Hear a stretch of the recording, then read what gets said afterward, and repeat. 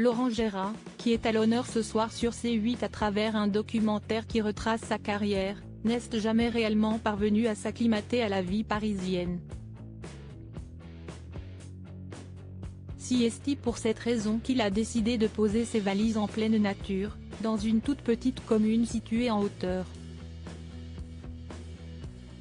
Laurent Gérard, 30 ans de rire est un documentaire à retrouver à 21h20 ce mardi 14 novembre sur C8, qui retrace l'incroyable parcours de cet imitateur de 55 ans au talent incontestable.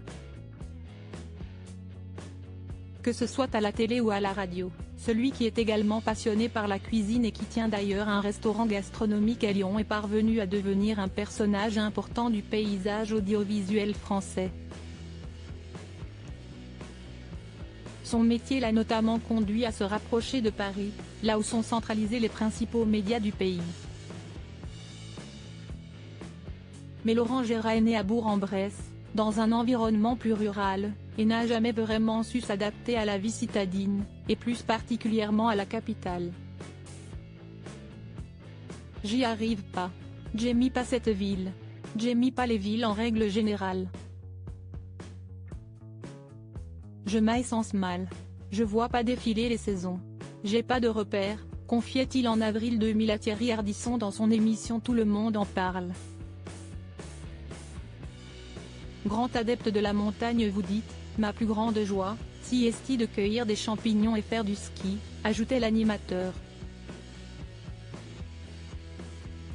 Et en effet, Laurent Gérard adore la montagne.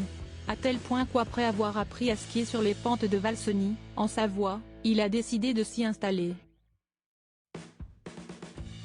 C'est à Lens-le-Bourg-Montcenis, plus précisément, qu'il a posé ses valises. Il s'agit d'une petite commune qui n'enregistrait même pas 7000 habitants en 2014, qui se trouve entre 1356 mètres et 3612 mètres d'altitude, et qui est donc naturellement située en plein cœur de la nature. Laurent Gérard s'y sent bien, à tel point que l'auditorium du village porte son nom et qu'il y a créé un festival qui s'intitule CISTL Printemps et qui réunit chaque année plein d'artistes.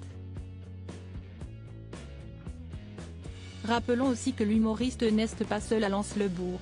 Il y vit avec sa femme Christelle Bardet, avec qui il forme un couple depuis 2012.